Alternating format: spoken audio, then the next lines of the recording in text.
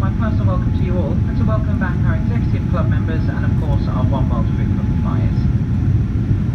We do recommend that you keep your seatbelt fastened whenever you are seated, and it must be securely fastened whenever the seatbelt sign is on.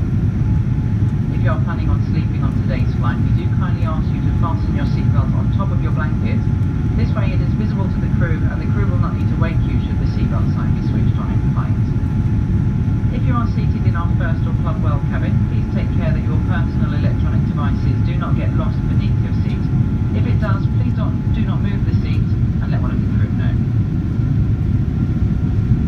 Shortly we'll be passing through the cabin with customs forms for our arrival into the United States. Regardless of nationality, all customers must